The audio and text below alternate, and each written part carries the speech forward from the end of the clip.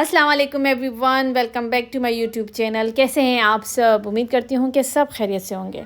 तो जी ये व्लॉग है वीकेंड का और हम जा रहे हैं एक एग्जीबिशन देखने के लिए जो कि लगी है अलबाजा हॉल कुर्रम। फ्राइडे का दिन था, हम काफ़ी लेट निकले थे घर से, तकरीबन शाम हो चुकी थी। तो हमने सोचा पहले जाकर बीच पर सनसेट का व्यू इंजॉय किया जाए, उसके बाद जाकर एग्जीबिशन देखी जाए। हम आ गए थे कुर्रम बीच पे और यहाँ पर हमने जो है ये सनसेट का खूबसूरत सा व्यू इंजॉय किया।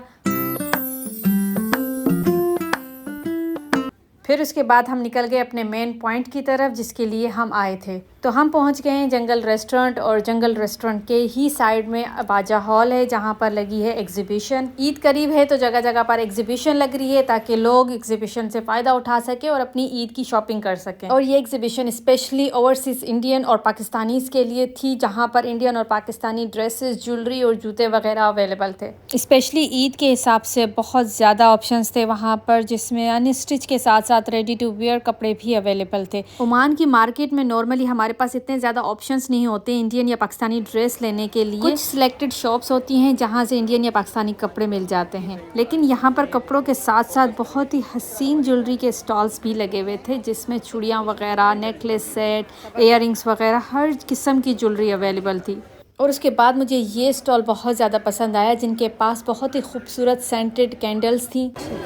और ये handmade organic soap, this coffee flavour, this is Honey oats, lemon 500 Honey oats and this one is aloe vera with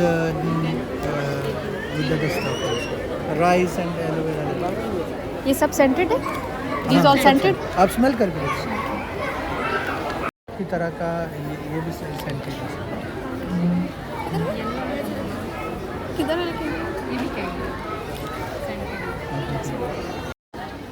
sorry 3D आप। Very nice. 15 riyal. No, this is 6 real. 6 riyal. And what about 15. 15? इसकी same है.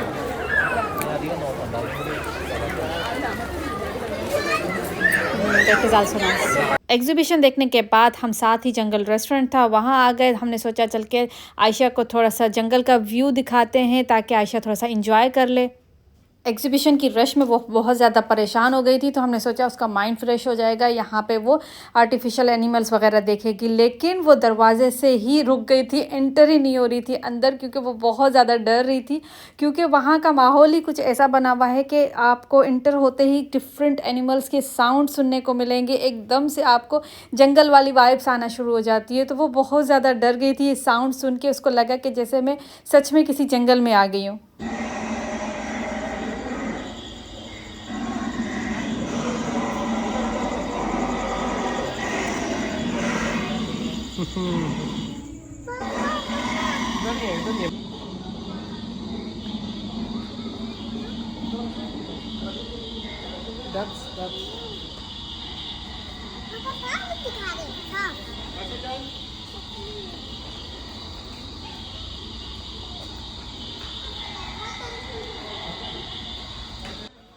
आयशा जान का जो है ना बिल्कुल मुंह देखने वाला था, वो इतनी डरी हुई थी बहुत ज़्यादा।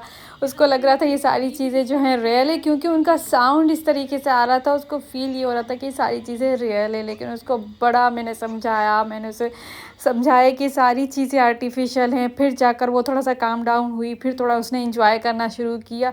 फिर बस जल्दी से हमने पूरे रेस्टोरेंट का जो बाहर का व्यू था वो हमने इंजॉय किया, क्योंकि मेन रेस्टोरेंट तो जो है उनका अंदर बना हुआ है जहाँ पर आप डाइनिंग कर सकते हैं, कुछ खाना पीना कर सकते हैं। लेकिन आयशा का मूड इतना ख़राब हो चुका था कि हम वहाँ पर ज़्यादा देर रुक नहीं सके और हम जल्दी से वहाँ से निकल आए। ये गेट था अंदर रेस्टोरेंट के अंदर जाने का, जहाँ पर आप जो है डाइनिंग कर सकते हैं। बच्चे ही नहीं बल्कि बड़े भी यहाँ पर आकर जो है कंफ्यूज हो जाते हैं, क्योंकि यहाँ का इन्वायरमेंट कुछ इस तरह का बना हुआ है।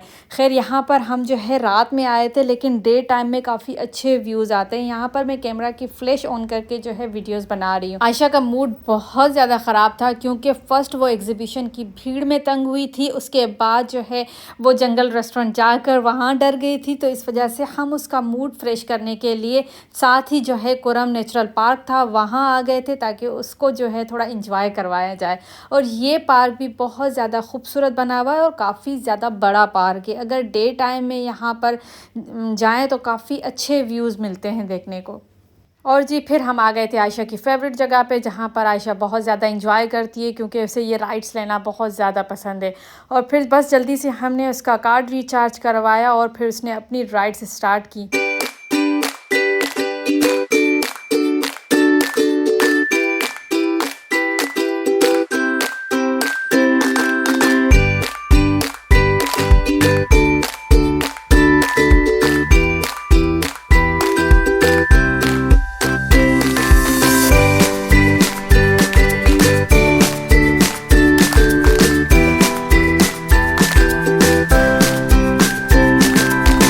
माशाल्लाह से आयशा जान ने बहुत ज़्यादा एंजॉय की अपनी राइड्स। और ये राइड देखकर मुझे समझ नहीं आता यार कैसे लोग बैठ जाते हैं इस राइड पे, मेरा तो दम निकल जाए इसमें।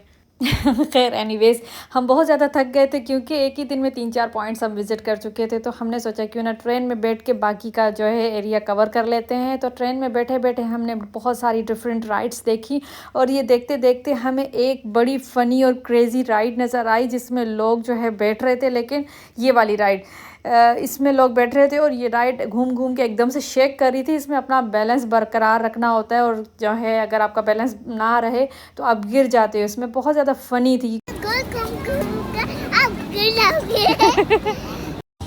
आप गिर जाओगे।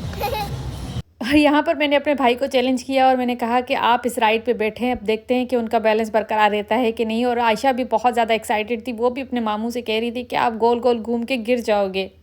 तो यहाँ ऑलरेडी कुछ लेडीज़ इस राइड में बैठी और जिनका बहुत बुरा हाल था।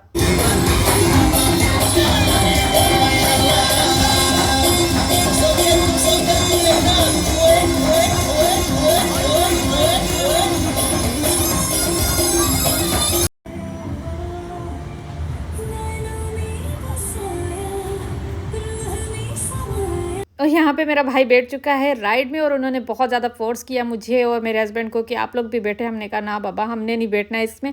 और उन्होंने जो है ना अपना बैलेंस इस कदर बरकरार रखा कि वो टस से मस नहीं हुए। लोग इतना ज़्यादा गिर रहे थे इस राइड में, इतना मतलब ये फ़नी और क्रेज़ी राइड है, लेकिन उन्होंने जो है ना चैलेंज अपना जो है एक्सेप्ट किया और उसको पूरा करके दिखाया। खैर एनीवेज़ उनको कुछ भी नहीं हुआ, वो ज़रा भी नहीं हिले ना गिरे।